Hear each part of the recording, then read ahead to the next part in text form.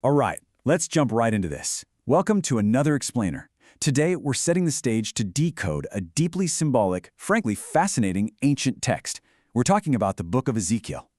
Now look, if you've ever tried reading it, you already know it is wild. It's highly visionary, and yeah, it can be a little intimidating. But when you look closely, when you really unpack the imagery, it actually serves as this incredibly detailed blueprint for Christ. Today we're going to look at how this ancient prophet saw hundreds of years into the future, straight to the ultimate rescue plan for humanity. To really grasp what Ezekiel is doing here, we've got to start by asking the central, burning question that drives the entire narrative of the book. And the question is this: how can a people ruined by sin and exile be restored to God's presence? I mean, it's a massive dilemma. It's not just some historical problem for ancient Israel, it's really the ultimate human question about separation and reconciliation. So let's get into Section 1, Exile and Lost Glory. We're starting way back in the 6th century BC, and man, the narrative stakes here are intensely high. The Jewish people have just gone through this devastating cycle. It kicks off with rampant sin and rebellion, which, as you might guess, is inevitably followed by divine judgment. And that judgment, it culminates in the Babylonian exile. Just try to imagine being violently removed from your homeland, totally stripped of your national identity, and completely separated from your temple, literally the very place you believed God lived. They are facing the ultimate divine timeout. And that leads us to the absolute catastrophe of the exile, which is captured perfectly in Ezekiel 10:18. It says, "Then the glory of the Lord went out from the threshold of the house." You guys, this isn't just about losing a beautiful piece of architecture. This is the sheer, devastating loss of God's actual presence. The glory of God literally packs up and departs from the temple because of the people's rebellion.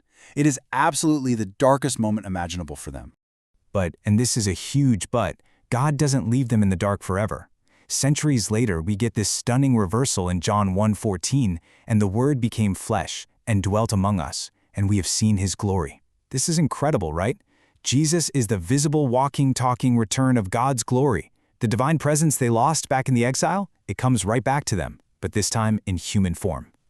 Moving right along, Section 2, Promise of a True Shepherd.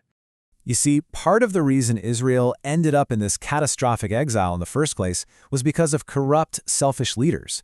God totally condemns these false shepherds who were really only interested in feeding themselves, completely neglecting the flock they were supposed to protect. But in response to that massive failure, God makes a profound promise in Ezekiel 34:23, "I will set up over them one shepherd, my servant David." God is basically saying, I'm taking matters into my own hands. He's promising a single, definitive shepherd king who will step in, do the job right, and finally rescue the scattered flock.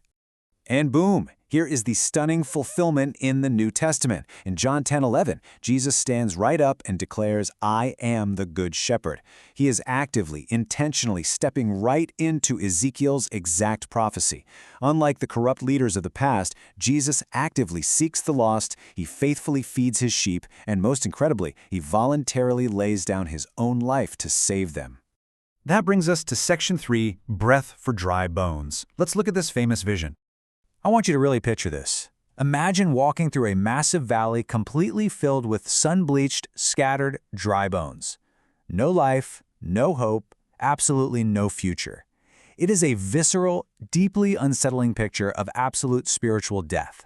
And frankly, this is exactly how the exiles felt in Babylon. Completely dead, totally dried up, and cut off from any sort of future. God actually makes the metaphor totally explicit in Ezekiel 37:11. He tells the prophet, "These bones are the whole house of Israel." This graphic imagery isn't just poetry. It's the direct reality of a people utterly separated from their Creator. They are way past the point of just needing resuscitation. They need a complete and total resurrection. But remember, God is entirely in the resurrection business.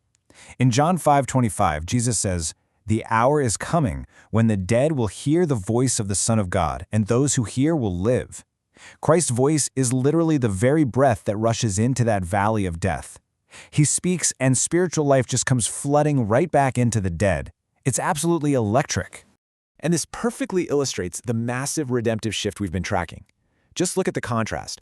Over on the left, you've got Ezekiel's reality: exile, death, separation. But then look on the right. You have Christ's reality: restoration, life, and complete communion. It is a total 180-degree turn from absolute despair to perfect, vibrant hope. Okay, Section 4, Christ, the ultimate fulfillment. So here's the secret to this entire prophetic book. The core of God's restoration isn't just about handing the people a new geographic location or a fresh patch of land. No, it's so much deeper than that. Ezekiel 36:26 reveals this deeper truth, and I will give you a new heart, and a new spirit I will put within you. The promise here is a completely new internal reality, which is fulfilled through the giving of the Holy Spirit. And guys, this brings us to the ultimate satisfying aha moment of the explainer. Notice how seamlessly Jesus maps onto every single one of Ezekiel's themes here. Ezekiel talks about the glory of God. Well, Jesus is the one who reveals God fully. Ezekiel prophesies a good shepherd. Jesus leads and saves his sheep.